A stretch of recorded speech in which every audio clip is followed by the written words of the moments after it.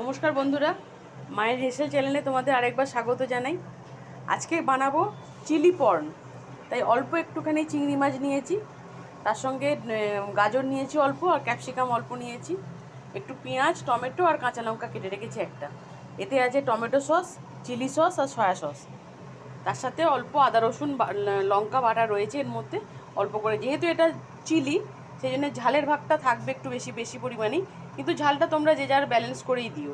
চলো রান্নাটা তাহলে শুরু করা যাক, দেখতে থাকো তোমরা। কড়াইয়ে তেল গরম হয়ে গেছে, এবার মাছগুলো ভেজে নিচ্ছি। খুব বেশি চিংড়ি মাছ তো ভাজতে সময় লাগে না, একটু এপিট ওপিট করলেই হয়ে যায়। দেখো আমার মাছগুলো ভাজা হয়ে গেছে, এবার তুলে নিচ্ছি। সামান্য একটু লাল হলেই তুলে নেবে, বেশি ভাজবার দরকার পড়ে না চিংড়ি মাছ।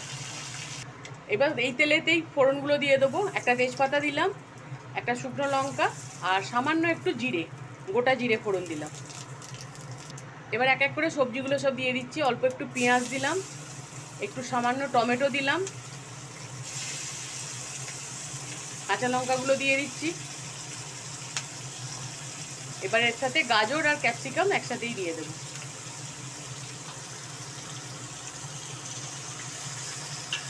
এবার এগুলোকে একটু নেড়ে চেড়ে নেব। নুনটা এই মুহূর্তে দেবো না। 1 চামচ মতো আদা রসুন লঙ্কা বাটা দিয়ে দিচ্ছি এর মধ্যে। এবার দেখো ওই যে সয়া সস, টমেটো সস আর চিলি সস রয়েছে, ওতে সামান্য একটু জল দিয়ে এটা একটুখানি গুলে নেবো। এই জলটা এর মধ্যে দিয়ে দেবো,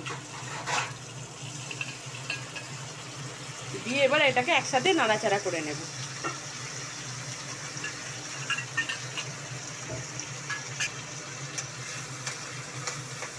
নুনটা দেবে না প্রথমেই, কারণ প্রত্যেকটা সসের মধ্যেই অল্প স্বল্প করে সবইতেই নুন থাকে, তাই নুনটা একদম শেষে দেব।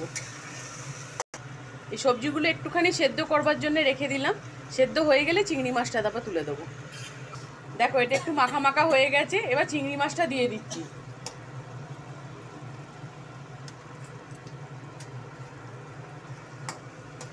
দেখো আমার রান্নাটা কমপ্লিট হয়ে গেছে। আমি হলুদ ব্যবহার করিনি, তোমরা চাইলে হলুদ দিতে পারো। আর নুনটা আমার একদম পারফেক্ট লেগেছে। তোমরা যদি মনে করো সেটা নুন দিলেও দিতে পারো, আমি আর দিইনি নুনটা। এভাবে মাখা মাখা হবে, এটা রুটির সাথে পরোটার সাথে দারুণ খেতে লাগে। বানিয়ে খেয়ে দেখো। আর রান্নাটা কেমন লাগলো জানিও কিন্তু। কেমন দেখো আমার চিলি পর্ন রেডি। এটা রেসিপিটা কেমন লাগলো তোমরা জানিও। আজ ভালো লাগলে চ্যানেলটাকে সাবস্ক্রাইব করে প্লিজ পাশে থেকো। আজকের মতো টাটা।